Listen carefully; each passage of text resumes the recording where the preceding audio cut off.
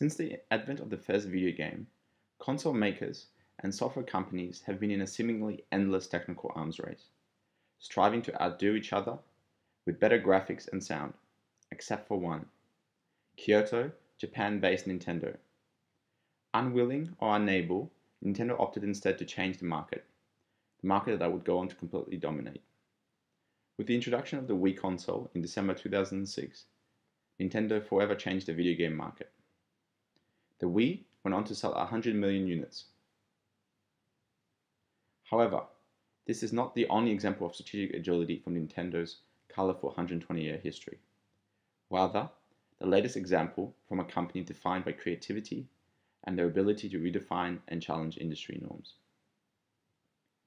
Nintendo was founded on September 23, 1889, originally producing handmade playing cards. Over its colorful history, it was also a taxi company, a love hotel chain, a TV network, and a food company. It eventually moved into video games, launching the Nintendo Entertainment System in 1983, the best-selling gaming console of its time. A console war followed, first with Sega, then Sony, and Microsoft.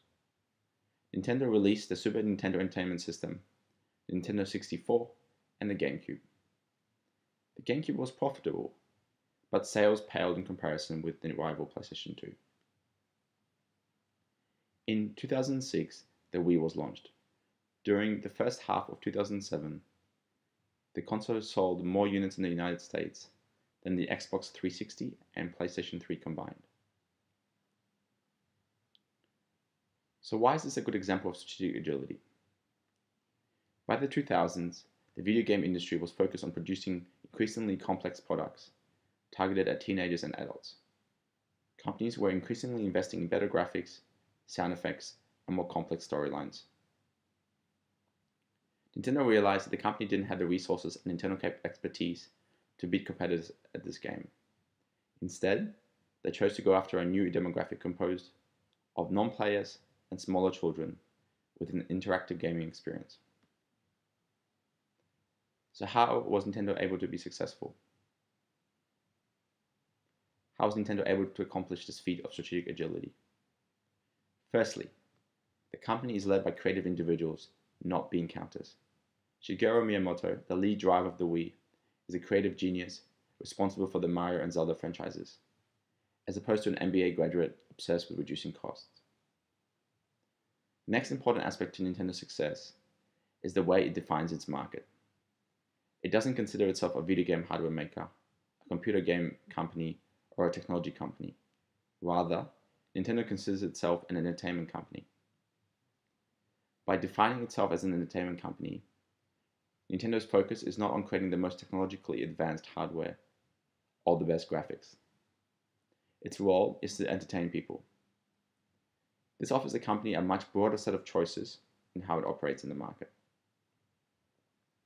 In defining the market so broadly, Nintendo was able to identify the barriers that stopped many individuals from playing games. Ease of gameplay.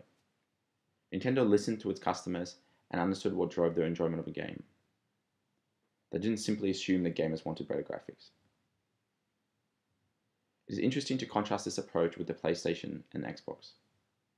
In both cases, Sony and Microsoft defined the market narrowly and focused on developing the most advanced consoles.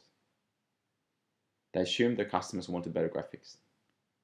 They didn't consider non-gamers. So what are the insights for other organizations from Nintendo? Strategic agility is not something which can be achieved by focusing on one single area of the business, and this is why it's so difficult to achieve. It requires an understanding of the many linked elements, including technological change, industry trends, customer behavior, organizational capabilities, resource allocation, and strategic decision making. Nintendo not only made a bold move to expand the definition of gaming by accurate product and company positioning in the dynamic gaming market, but fundamentally changed the business model, which has been adopted by competitors for years. Nintendo's success resulted from its comprehensive understanding of a broad spectrum of challenges faced by gaming companies. It remains to be seen if Nintendo's latest console, the Wii U, scheduled for release in late 2012, will be yet another example of Nintendo's strategic agility.